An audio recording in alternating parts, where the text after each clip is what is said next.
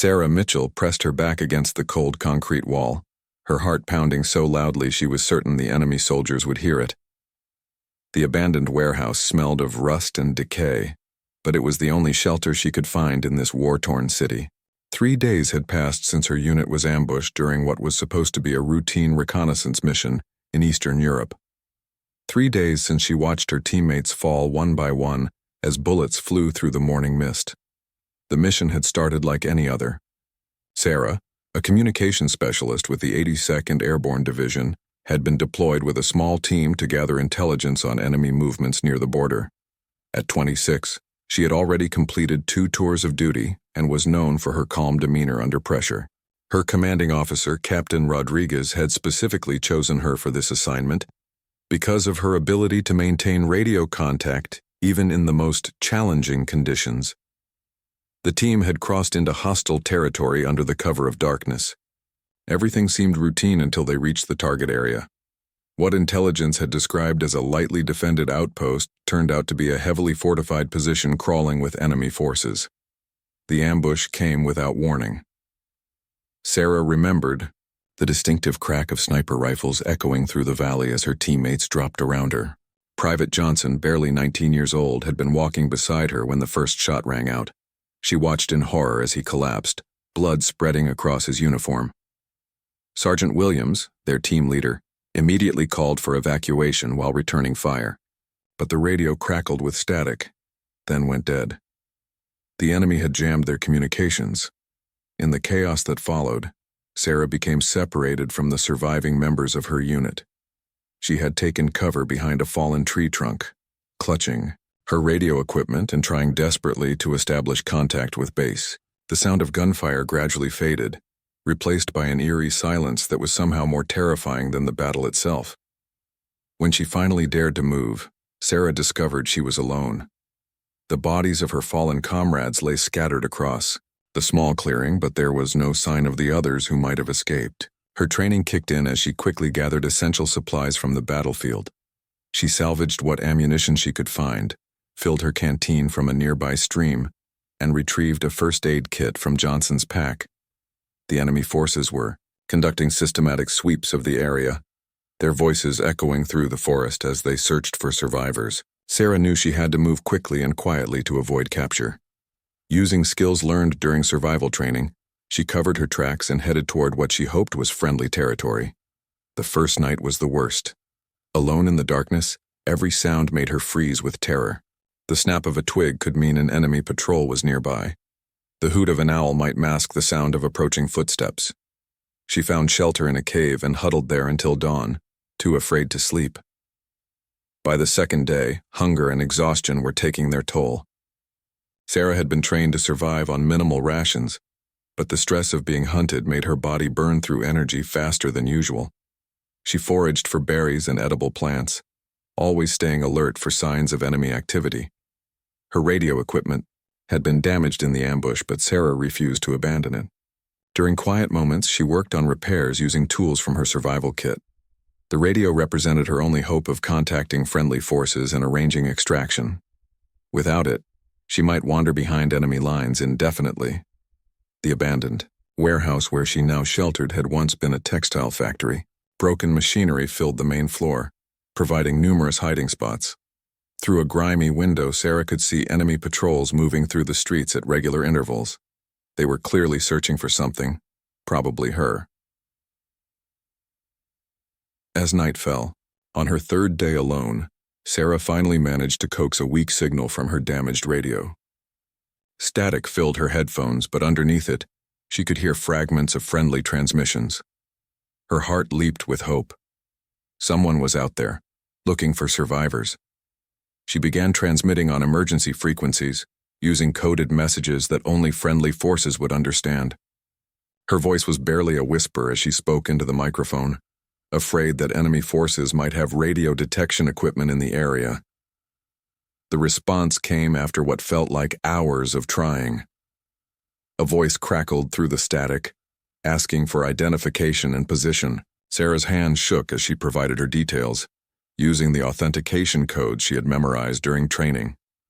The voice on the other end confirmed that search and rescue operations were underway, but her exact location was still unknown. Enemy patrols passed by the warehouse twice that night. Sarah held her breath as flashlight beams swept through the broken windows, illuminating the debris-filled interior.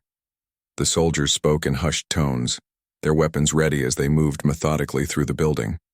Somehow they missed the small alcove where she was hiding. Dawn brought new challenges. Sarah's water supply was running low and she hadn't eaten a proper meal in days. The enemy presence in the area seemed to be increasing rather than decreasing. Through her radio, she learned that diplomatic tensions were escalating, making any rescue operation extremely dangerous for friendly forces. Despite the overwhelming odds against her, Sarah refused to give up hope. She had promised herself during basic training that she would never abandon a mission or leave a fellow soldier behind. Now, she was the mission. Getting home alive wasn't just about survival anymore. It was about honoring the memory of her fallen teammates and proving that their sacrifice hadn't been in vain. The warehouse would have to remain her base of operations while she planned her next move. Sarah carefully inventoried her remaining supplies and studied the enemy patrol patterns she had observed. Somewhere out there, friendly forces were searching for her. She just had to stay alive long enough for them to find her, or find a way to reach them herself. As another day began behind enemy lines, Sarah Mitchell prepared for the fight of her life. She was abandoned, alone, and surrounded by hostile forces. But she had something they couldn't take away from her: the unshakable belief that her fellow soldiers would never stop looking for her, and the determination to never stop fighting to get home. The fourth morning brought rain that seemed to seep through every crack in the warehouse roof. Sarah watched droplets fall onto the concrete floor, collecting them in her helmet to supplement her dwindling water supply. The sound of heavy boots splashing through puddles outside told her that enemy patrols were continuing their search despite the weather. Her stomach cramped with hunger as she chewed slowly on the last energy bar from her emergency rations. The berries she had found the previous day helped, but they provided little sustenance for someone burning calories through constant stress and movement. Sarah knew she would have to venture out soon to find more food, despite the obvious dangers. Through her partially repaired radio, she had been monitoring enemy communications throughout the night. Her limited knowledge of their language allowed her to understand fragments of their conversations. They were looking for an American soldier, a woman, and they believed she was still in the area. Worse yet, they had received orders to capture her alive for interrogation. The implications of that order chilled Sarah more than the cold rain. She had been trained to resist interrogation, but she also knew the kinds of information enemy forces might try to extract from a communications specialist. Details about radio frequencies, encryption codes, and operational procedures could compromise other missions and put more lives at risk. As the rain intensified, Sarah made a difficult decision. She couldn't remain passive, waiting for rescue while growing weaker each day. She needed to take action, to move toward friendly territory while she still had the strength to travel. Using a map she had salvaged from the battlefield, she studied possible escape routes. The main highway leading west was heavily patrolled, but there were smaller roads and forest paths that might offer concealment. Sarah estimated it would take at least 3 days of careful movement to reach the border, assuming she could avoid detection. The journey would require crossing open farmland and passing through several small villages where enemy forces had established checkpoints. Before leaving the warehouse, Sarah made one final attempt to establish radio contact with friendly forces. She climbed to the building's highest point, carefully positioning her antenna while staying hidden from view. The extra elevation improved signal strength, and she was able to make contact with what sounded like a search and rescue coordination center. The voice on the radio was calm and professional. Sarah provided her current coordinates and outlined her plan to move toward the extraction point they had discussed. The operator warned her that enemy activity had increased significantly over the past 24 hours, making any rescue attempt extremely risky. However, they confirmed that search teams were operating in the area and would continue looking for her. With renewed hope, Sarah gathered her equipment and prepared to leave her temporary sanctuary. She had fashioned a makeshift backpack from materials found in the warehouse, allowing her to carry essential supplies while keeping her hands free. Her rifle was cleaned and ready, though she hoped she wouldn't need to use it. The rain provided excellent cover as she slipped out of the warehouse through a hole in the rear wall. Sarah moved carefully through the industrial district, staying close to buildings and avoiding open spaces. The sound of her footsteps was masked by the steady downpour, but the wet ground made it easier to leave tracks that enemy trackers might follow. After 2 hours of cautious movement, she reached the outskirts of the city. The landscape ahead consisted of rolling hills covered with dense forest, offering better concealment than the urban environment she was leaving behind. However, the forest also presented new challenges. Visibility was limited, making it harder to spot enemy positions or avoid patrols. Sarah's first encounter with enemy forces came sooner than expected. As she crested a small hill, she spotted a temporary checkpoint blocking the main road below. 3 soldiers were questioning civilians trying to pass through the area. Their body language suggested they were conducting thorough searches of every vehicle and person. Retreating carefully, Sarah found an alternate route that skirted the checkpoint by several hundred meters. The detour added an hour to her journey, but it allowed her to avoid contact with the enemy.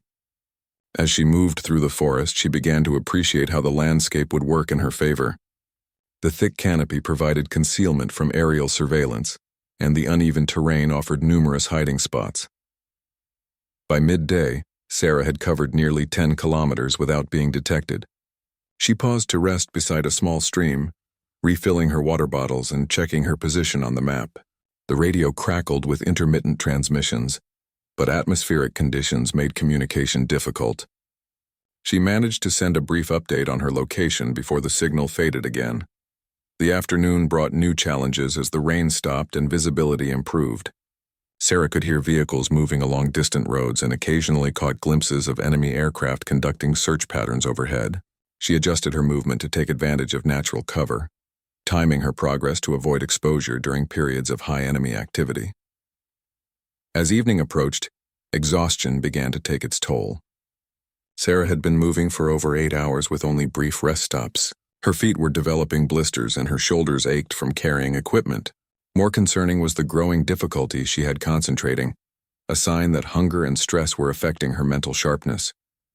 She found shelter for the night in a shallow cave hidden behind fallen rocks. The position offered protection from the elements while providing a clear view of the surrounding area. Sarah allowed herself a small fire using dry wood she had collected, carefully positioning it to prevent the smoke from being visible from above. The warmth felt wonderful against her chilled skin, and she used the opportunity to dry her socks and check her equipment for damage. Her radio had suffered additional problems during the day's movement, and she spent time making repairs with limited tools. Communication with friendly forces was becoming increasingly difficult. As darkness fell, Sarah heard the distinctive sound of helicopters in the distance. She couldn't determine if they were friendly or enemy aircraft, but their presence suggested that search operations were continuing. The thought that her fellow soldiers were out there looking for her provided comfort during another long, lonely night. She established a watch schedule for herself, staying alert for 2 hours before allowing brief periods of rest. The forest was filled with sounds that kept her on edge: the crack of branches, the rustle of small animals, and the distant rumble of military vehicles. Each noise had to be evaluated as either a natural occurrence or potential threat. Around midnight, Sarah heard human voices approaching her position. She extinguished her fire immediately and prepared her weapon, peering carefully through the cave entrance. 3 enemy soldiers were moving through the forest with flashlights, conducting what appeared to be a routine patrol.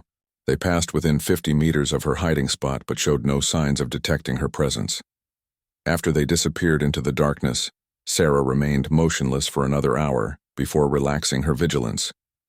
The close encounter reminded her how precarious her situation remained. She was making progress toward safety, but enemy forces were actively searching for her, and one mistake could mean capture or death. The 5th day dawned clear and cold, bringing both opportunities and dangers for Sarah's continued escape. The improved visibility would help her navigate more efficiently, but it also meant that enemy forces would have better conditions for their search operations. She packed her gear carefully, ensuring nothing would rattle or reflect sunlight as she moved. Before leaving the cave, Sarah attempted another radio transmission. This time she received a strong response from what appeared to be a forward operating base.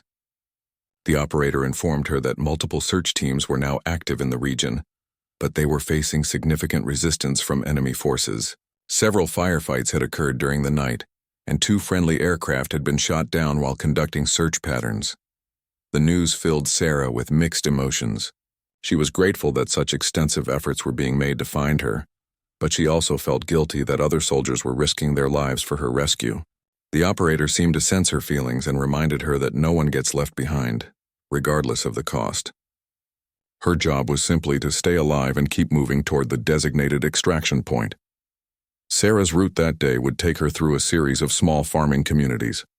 Intelligence reports suggested that many civilians in the area were sympathetic to enemy forces, making it extremely dangerous to seek help from local residents. She would have to remain hidden while navigating around populated areas, adding both time and complexity to her journey. The first village appeared peaceful as Sarah observed it from a hilltop position. Smoke rose from chimneys, and she could see people going about their daily routines. However, her military training had taught her to look beyond surface appearances. She spotted armed guards at key positions and noticed that civilian movement seemed restricted to certain areas. Moving carefully around the village perimeter, Sarah discovered why the residents seemed so constrained. Enemy forces had established a temporary base in the community center, and soldiers were conducting house-to-house searches. Their systematic approach suggested they had received intelligence about her approximate location. The search operation forced Sarah to take a lengthy detour through difficult terrain. She found herself climbing steep hillsides covered with loose rocks that threatened to give way under her feet. The physical exertion was exhausting, but she pushed forward, knowing that each step took her closer to safety and further from immediate danger. During her climb, Sarah heard the unmistakable sound of tracking dogs in the distance. The barking was moving in her direction, suggesting that enemy forces had found some trace of her passage. She immediately changed course, heading toward a rocky outcropping where her scent would be harder for the animals to follow. The dogs presented a serious new threat to her escape. Unlike human trackers, they couldn't be fooled by camouflage or misdirection. Sarah remembered lessons from survival training about evading canine pursuit. She needed to find water to break her scent trail, or use substances that would mask her smell from the sensitive noses of tracking animals. Fortune smiled on her when she discovered a fast-moving stream running through a deep ravine. Sarah waded upstream for nearly a kilometer, letting the cold water wash away any traces of her scent. The rocks beneath her feet were slippery and she fell several times, but the stream provided effective concealment from both visual and canine detection. When she finally emerged from the water, Sarah was shivering uncontrollably. Her wet clothing made the morning air feel even colder, and she knew hypothermia could become a serious threat if she didn't find a way to warm up and dry her gear. She located a sunny spot sheltered by large boulders and spread her equipment out to dry. While waiting for her clothing to dry, Sarah worked on her radio equipment again. The constant movement and harsh conditions were taking a toll on her communications gear. She had managed to maintain intermittent contact with friendly forces, but the radio's reliability was decreasing with each passing day. This time, her transmission was answered by a voice she didn't recognize. The operator identified himself as part of a special rescue team that had been deployed specifically to extract her. They had been monitoring her radio transmissions and were using the signals to triangulate her approximate position. The team was currently 12 kilometers from her location but moving in her direction. The news that a dedicated rescue team was actively searching for her provided Sarah with a tremendous boost in morale. However, the operator also warned her that enemy forces were aware of the rescue operation and were positioning their own units to intercept any extraction attempt. The next 24 hours would be critical for both her survival and the success of the rescue mission. Sarah resumed her movement after her clothing had dried sufficiently. The terrain was becoming more challenging as she entered a mountainous region. The elevation provided better visibility and radio reception, but it also exposed her to observation from enemy aircraft that were conducting regular overflights. She timed her movement to coincide with periods of cloud cover, using the natural concealment to mask her progress across open areas. When the sky was clear, Sarah remained hidden among rocks and vegetation, sometimes waiting for hours before conditions improved enough to continue. Late in the afternoon, she encountered her most dangerous situation yet. While crossing an exposed ridgeline, Sarah spotted an enemy helicopter approaching her position. She immediately dove for cover behind a large boulder, but wasn't certain whether the aircraft crew had seen her movement. The helicopter circled the area for nearly 30 minutes, with crew members using binoculars to scan the terrain below. Sarah remained perfectly still, even when insects began crawling across her face and arms. Any movement might give away her position and result in immediate capture or death. Finally, the aircraft departed, but Sarah knew her window of opportunity was closing. Enemy forces were clearly intensifying their search efforts, and it was only a matter of time before they either captured her or forced the rescue team to withdraw. She needed to reach the extraction point quickly, before the situation deteriorated further. As evening approached, Sarah found herself facing a crucial decision. The direct route to the extraction point would require crossing several open areas where she might be spotted by enemy patrols. The safer alternate route would add significant time to her journey, but reduce the risk of detection. Her training told her to choose the safer option, but her instincts suggested that time was running out. The rescue team was taking enormous risks to reach her, and other soldiers might be dying while she remained trapped behind enemy lines. Sometimes calculated risks were necessary to achieve mission success. Sarah chose to take the direct route, knowing that it might lead to her capture or death, but believing it offered the best chance for a successful rescue. As darkness fell, she began moving across the dangerous terrain, staying low and moving carefully from one piece of cover to the next. The night was filled with sounds that suggested significant military activity in the area. Vehicle engines, radio chatter, and the distant sound of gunfire indicated that multiple forces were operating in the region. Sarah pressed forward, driven by the knowledge that her fellow soldiers were coming for her, and that she needed to be ready when they arrived. The sixth day arrived with the sound of distant explosions that shook the ground beneath Sarah's makeshift shelter. She had spent the night hidden in an abandoned barn, listening to radio chatter that suggested major military operations were underway throughout the region. The rescue mission to extract her had apparently triggered a much larger conflict between opposing forces. Sarah's radio crackled to life with an urgent transmission from the rescue team leader. His voice was tense as he explained that their original extraction plan had been compromised. Enemy forces had anticipated the rescue attempt and established ambush positions around the primary landing zone. The team would need to implement an alternate plan that was both more dangerous and more complex. The new extraction point was located in a small clearing surrounded by dense forest, approximately 8 kilometers from Sarah's current position. However, reaching it would require crossing territory that intelligence reports indicated was heavily patrolled by enemy forces. The rescue team would attempt to create a diversion on the opposite side of the area, drawing enemy attention away from Sarah's route. As Sarah prepared to leave the barn, she heard vehicles approaching along the nearby road. Through a crack in the wooden wall, she watched as a convoy of enemy trucks passed by, filled with soldiers who appeared to be moving toward the fighting she could hear in the distance. The sight reminded her that she was caught in the middle of an escalating military situation that extended far beyond her individual rescue. Moving carefully through the morning mist, Sarah began what she knew might be her final push toward freedom. The terrain was a mixture of open farmland and scattered woods that provided limited concealment. She would need to time her movements perfectly, using every available piece of cover while avoiding the patrol routes that enemy forces seemed to favor. Her first major obstacle appeared after 2 hours of careful progress. A temporary checkpoint had been established at a bridge crossing, with armed guards questioning anyone attempting to pass through the area. Sarah observed the position from a concealed location, counting at least 6 soldiers and noting their patrol patterns. The checkpoint blocked the most direct route to her extraction point, forcing her to find an alternate crossing. Sarah followed the river upstream until she located a narrow section where the water was shallow enough to wade across. The current was stronger than expected, and she nearly lost her footing several times while carrying her equipment. On the far side of the river, Sarah discovered fresh tire tracks in the soft earth. The tracks appeared to be from military vehicles and were pointing in the same direction she needed to travel. This meant she would likely encounter enemy forces somewhere ahead, but she had no choice except to continue forward. The sound of helicopters overhead forced Sarah to take cover multiple times during the morning. Some appeared to be conducting search patterns while others seemed to be engaged in combat operations with aircraft she couldn't see. The activity suggested that the rescue mission was proceeding despite the complications, giving her hope that extraction might still be possible.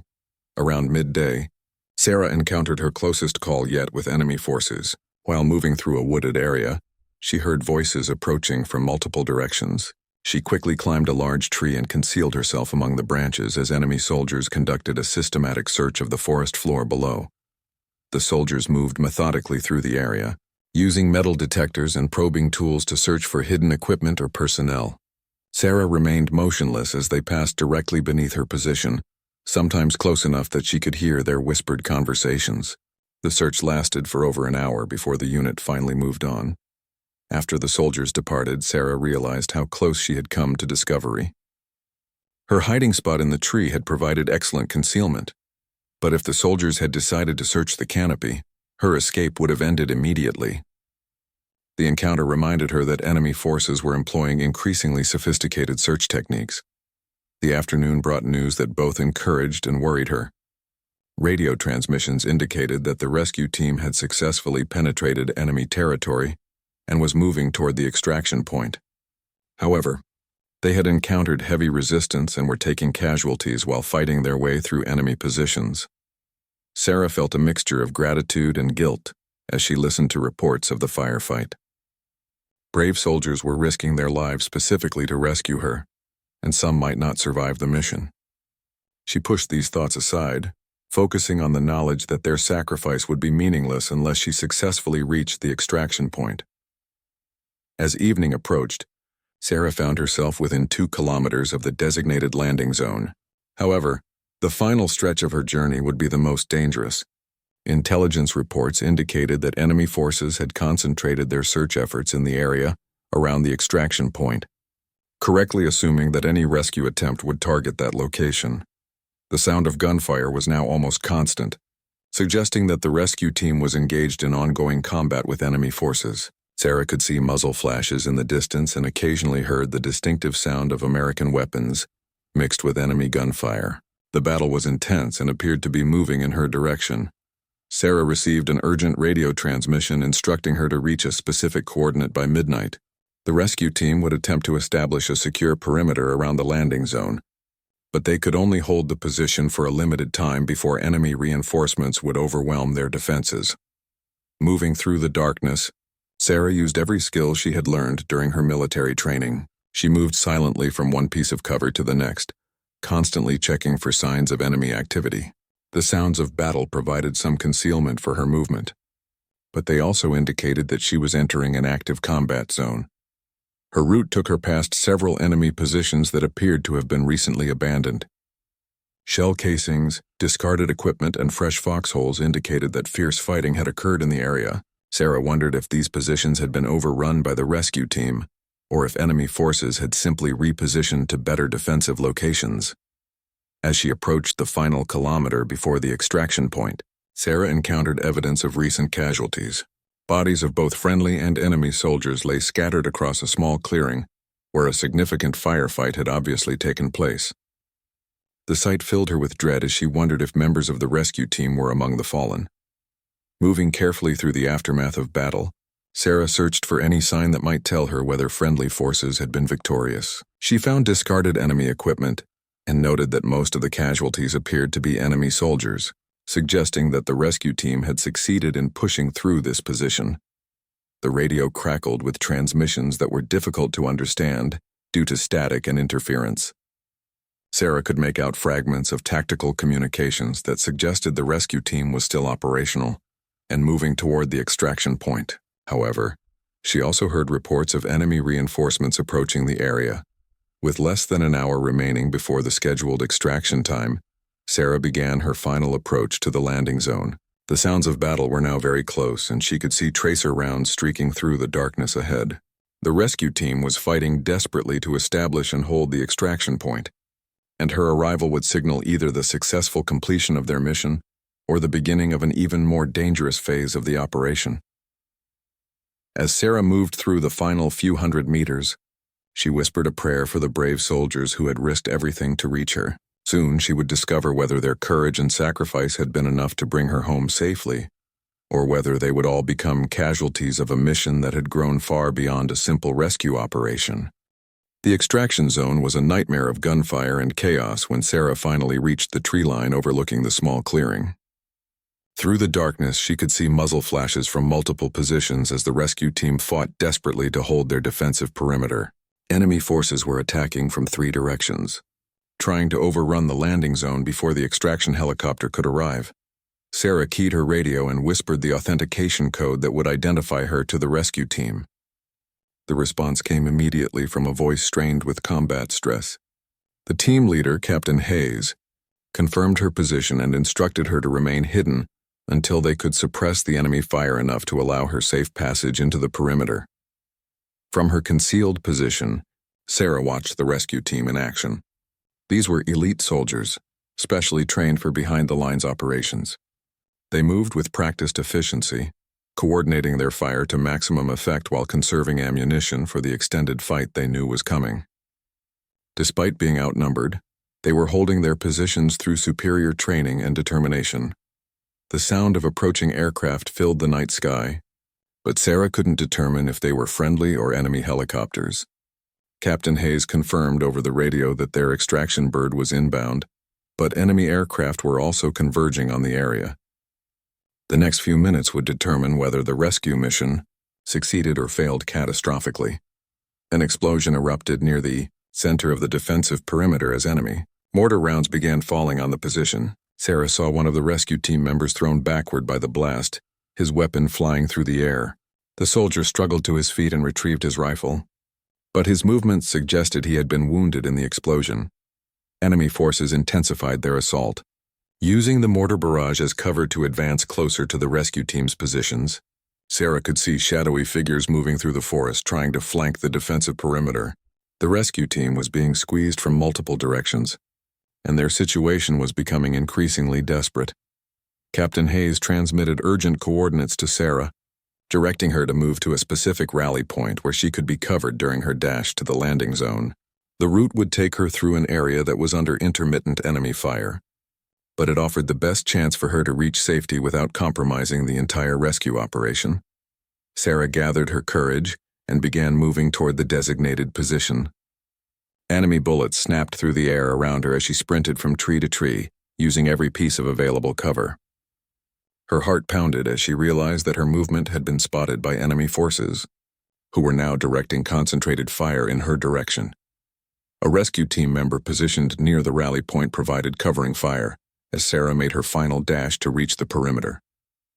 The soldier, Sergeant Martinez, grabbed her arm and pulled her into a shallow depression that offered protection from enemy bullets. His face was streaked with dirt and sweat, and Sarah could see that he had been wounded in the leg. The extraction helicopter appeared overhead, its searchlight illuminating the chaotic battle below. The pilot was trying to land in the designated zone, but enemy fire was too intense to allow a safe approach. Tracer rounds streaked toward the aircraft, forcing it to pull away and circle, while the rescue team attempted to suppress the enemy positions. Captain Hayes made a crucial decision that would determine the outcome of the mission. He ordered his team to conduct a coordinated assault on the nearest enemy position, hoping to create enough space for the helicopter to land safely. It was an extremely risky maneuver that would expose his soldiers to intense enemy fire, but it was their only chance to complete the extraction. Sarah watched in amazement as the rescue team executed their assault with textbook precision. They used covering fire and movement techniques to advance on the enemy position, while maintaining communication and coordination despite the chaos around them. Their training and dedication were evident in every action they took. The assault succeeded in overrunning the enemy position, but the cost was high. 2 members of the rescue team were seriously wounded during the attack, and ammunition was running dangerously low. Captain Hayes transmitted an urgent request for the helicopter to attempt another landing, warning the pilot that they couldn't hold the position much longer.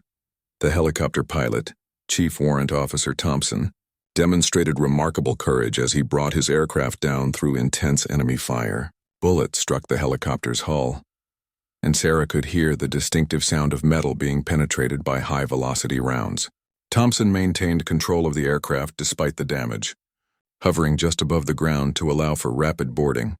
Sergeant Martinez helped Sarah reach the helicopter, while other team members provided covering fire. As she climbed aboard, Sarah looked back to see Captain Hayes coordinating the withdrawal of his remaining soldiers. He was ensuring that everyone else reached safety before considering his own evacuation, displaying the leadership qualities that had earned the respect of his men. The wounded soldiers were loaded aboard first, followed by the remaining members of the rescue team. Captain Hayes was the last aboard, maintaining his defensive position until the final moment. As the helicopter lifted off, enemy fire intensified with several rounds penetrating the aircraft's thin aluminum skin. During the flight to safety, Sarah learned the full cost of her rescue. 3 soldiers had been killed during the mission, and 5 others were wounded seriously enough to require immediate medical attention. The rescue team had suffered 50% casualties while extracting a single soldier, yet none of them expressed any regret about their sacrifice. Chief Warrant Officer Thompson skillfully piloted the damaged helicopter toward friendly territory, despite multiple system failures caused by enemy fire. The aircraft was losing hydraulic fluid and experiencing engine problems, but Thompson's expertise kept them airborne long enough to reach a forward operating base. The landing was rough but successful, with emergency crews immediately rushing to assist the wounded soldiers and assess the helicopter's damage. Sarah was quickly processed through medical and intelligence personnel, who needed to debrief her about her experiences behind enemy lines. However, her primary concern was for the soldiers who had risked everything to rescue her. Captain Hayes, despite his own wounds, took time to visit Sarah before being transported to a field hospital. He explained that the rescue mission had been volunteer only, with every member of the team choosing to participate, despite knowing the extreme risks involved. Their unit specialized in these types of operations, and they considered no mission too dangerous when it meant bringing a fellow soldier home. As Sarah was evacuated to a major medical facility for full evaluation, she reflected on the extraordinary courage displayed by her rescuers. They had penetrated deep into enemy territory, fought against overwhelming odds, and succeeded in extracting her despite suffering heavy casualties. Their actions exemplified the military principle that no one gets left behind, regardless of the cost. The rescue operation had grown far beyond a simple extraction mission, triggering a significant military engagement that would have strategic implications for the ongoing conflict. However, for Sarah and the soldiers who had risked their lives to save her, the only thing that mattered was that the mission had succeeded. She was alive and she was going home, thanks to the incredible bravery and dedication of her fellow soldiers. The military hospital in Germany was a stark contrast to the battlefield Sarah had left behind only hours earlier. Clean white walls, the smell of antiseptic, and the gentle hum of medical equipment replaced the chaos of gunfire and explosions. As she lay in the hospital bed, Sarah struggled to process everything that had happened during her 6 days behind enemy lines. Medical personnel conducted thorough examinations to assess her physical condition. Despite her ordeal, Sarah had suffered only minor injuries, some cuts and bruises, mild dehydration, and the beginning stages of malnutrition. The doctors were amazed by her resilience and attributed her relatively good condition to her military training and mental toughness. However, the psychological impact of her experience was more difficult to assess. Sarah found herself startling at sudden noises and constantly checking exits whenever she entered a room. Sleep was elusive, interrupted by vivid dreams of enemy patrols and the faces of fallen comrades.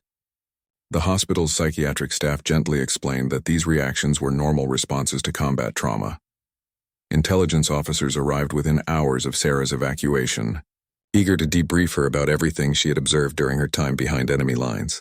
They were particularly interested in enemy troop movements, equipment types, and communication procedures she might have overheard. Sarah provided detailed information that would prove valuable for ongoing military operations. The debriefing sessions revealed the broader significance of her rescue mission. Enemy forces had committed substantial resources to capturing her, believing that a communications specialist would possess valuable intelligence about friendly operations. Her successful evasion had denied them this information while forcing them to expose their own positions and capabilities. During the search operations, news of the rescue mission had reached the highest levels of military command. Sarah learned that the operation had been personally approved by senior officers who understood the risks involved. The decision to proceed with the extraction, despite the dangerous tactical situation, reflected the military's unwavering commitment to recovering isolated personnel. Captain Hayes visited Sarah during his own recovery from wounds sustained during the rescue. His left arm was in a sling and he walked with a slight limp, but his spirits remained high. He brought news about the other members of the rescue team and updates on the soldiers who had been wounded during the operation. The conversation with Captain Hayes helped Sarah understand the full scope of what had occurred during her rescue. The mission had involved multiple aircraft, over 50 personnel, and coordination with several different military units.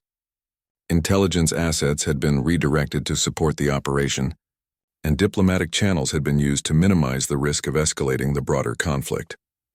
3 days after her arrival at the hospital, Sarah received an unexpected visitor.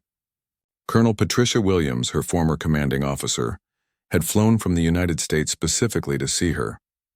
The colonel's presence demonstrated the high-level attention that Sarah's case had received throughout the military chain of command. Colonel Williams explained that Sarah's survival and successful extraction had important implications beyond the immediate rescue mission. Her experience would be studied and incorporated into survival training programs for other soldiers. The lessons learned from her evasion techniques and the rescue operation would help save lives in future similar situations. The media had also taken interest in Sarah's story, though military censors were carefully controlling the release of information to protect operational security.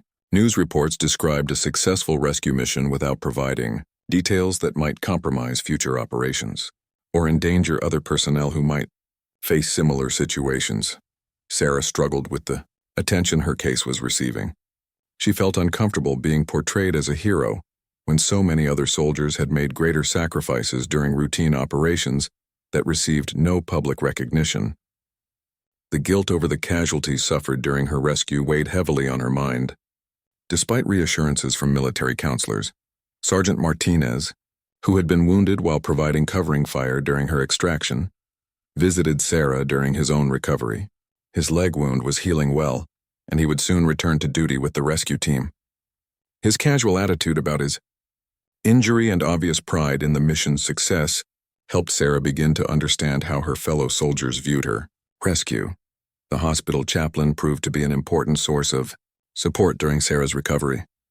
He helped her work through the survivor guilt that many combat veterans experience, particularly those who have been rescued at great cost to others. The chaplain emphasized that her survival honored the sacrifice of those who had died trying to save her. After a week in the hospital, Sarah was declared medically fit for return to duty. However, military regulations required additional psychological evaluation before she could be assigned to another operational unit. The evaluation process would take place at a facility in the United States, marking the final stage of her journey home. The flight back to the United States was emotional for Sarah. As the aircraft lifted off from German soil, she reflected on how dramatically her life had changed in just 2 weeks. She had gone from a routine military assignment to a life-or-death struggle for survival, and finally to becoming the focus of an international rescue operation. During the long flight across the Atlantic, Sarah wrote letters to the families of the soldiers who had died during her rescue.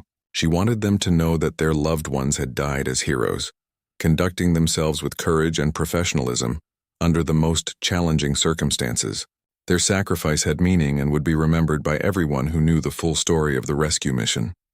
The aircraft touched down at Dover Air Force Base, where Sarah was met by military personnel and family members who had been flown in for her return.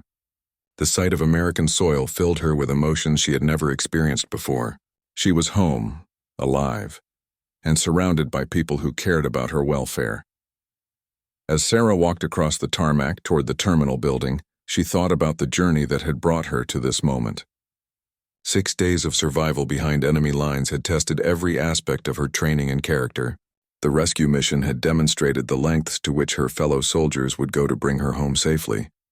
The experience had changed her profoundly, giving her a deeper appreciation for the bonds that unite military personnel and the sacrifices they make for each other. Sarah knew that she would carry the memory of her rescuers' courage for the rest of her life, and that their example would inspire her own service in the years to come.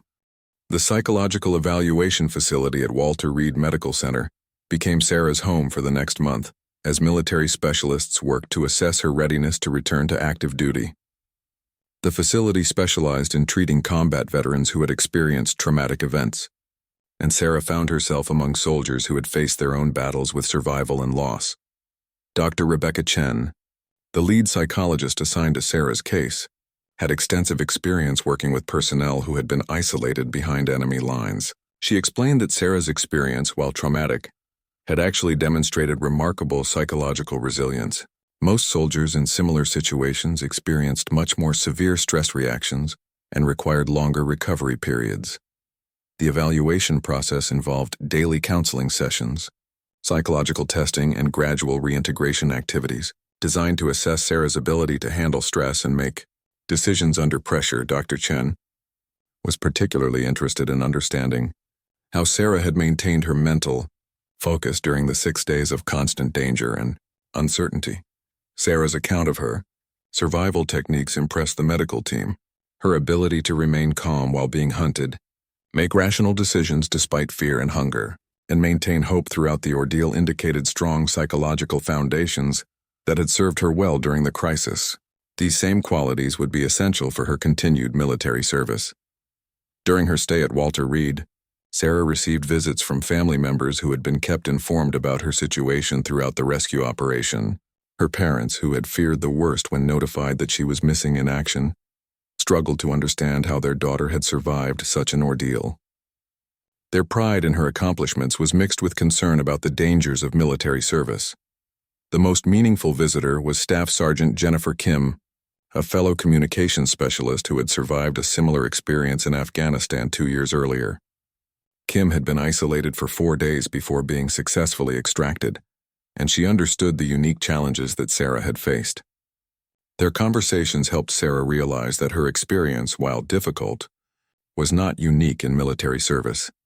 Kim explained how her own rescue had led to changes in survival training and extraction procedures that had benefited other soldiers facing similar situations. She encouraged Sarah to view her experience as an opportunity to contribute to the safety and survival of future military personnel who might face comparable challenges. The military's investigation into the original mission that had led to Sarah's isolation was completed during her recovery period. The report concluded that intelligence failures had resulted in the team being sent into a much more dangerous situation than anticipated. However, the investigation also praised the team's performance under fire and Sarah's exceptional survival skills. Recommendations from the investigation included improvements to pre-mission intelligence gathering, enhanced survival training for communications personnel, and revised procedures for conducting rescue operations in contested territory. Sarah was asked to participate in developing new training scenarios based on her actual experiences behind enemy lines. 3 weeks into her evaluation, Sarah received news that Captain Hayes had been awarded the Silver Star for his leadership during the rescue mission. Several other members of the rescue team were also receiving decorations for their courage under fire. The recognition provided some comfort to Sarah, knowing that their heroic actions were being officially acknowledged. The psychological evaluation process gradually revealed the full impact of Sarah's experience on her mental state. While she had demonstrated remarkable resilience during the survival period, the stress of constant danger had created lasting changes in her threat perception and stress responses. Dr. Chen explained that these changes were normal adaptations that could actually enhance her effectiveness in dangerous situations. Sarah's family struggled to understand why she wanted to continue her military career after such a traumatic experience. They encouraged her to consider leaving the service and pursuing civilian opportunities that would be safer and less stressful. However, Sarah found that her ordeal had actually strengthened her commitment to military service and her fellow soldiers. The bond she felt with the soldiers who had risked their lives to rescue her created a sense of obligation that transcended any personal concerns about danger. Sarah realized that she wanted to be the kind of soldier who would risk everything to help others, just as Captain Hayes and his team had done for her. Dr. Chen's final evaluation recommended that Sarah be returned to full-duty status, but with the suggestion that she be assigned to a training role where her experience could benefit other soldiers. The recommendation noted that Sarah had not only survived her ordeal but had emerged from it as a more capable and committed soldier. The ceremony marking Sarah's return to active duty was attended by many of the personnel who had participated in her rescue. Captain Hayes, still recovering from his wounds but determined to attend, presented Sarah with a unit coin from his special operations team. The gesture symbolized her honorary membership in the elite group of soldiers who had brought her home. Sarah's new assignment involved developing and teaching survival courses for soldiers deploying to dangerous areas. Her first-hand experience behind enemy lines provided credibility and practical insights that could not be gained from textbooks or simulations. Students in her courses learned not just techniques for physical survival, but mental strategies for maintaining hope and determination.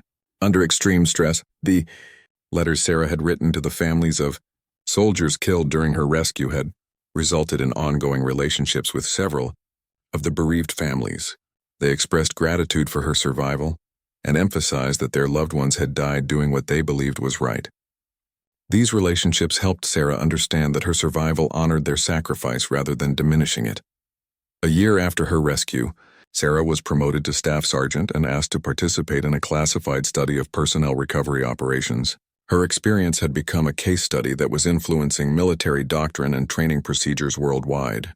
The lessons learned from her survival and rescue were being used to save other lives in similar situations. The documentary film crew that wanted to tell her story was politely declined. Sarah felt that the real heroes were the soldiers who had died rescuing her, and those who had survived with wounds that would affect them for the rest of their lives. She preferred to honor their memory through her continued service rather than through publicity. On the anniversary of her rescue, Sarah received a message from Sergeant Martinez, who had recovered fully from his wounds and was continuing to serve with the rescue team. He informed her that the team had successfully completed several other rescue missions, using lessons learned from her case to improve their techniques and reduce casualties. Sarah's experience behind enemy lines had transformed her from a competent soldier into a leader who understood the true meaning of military service.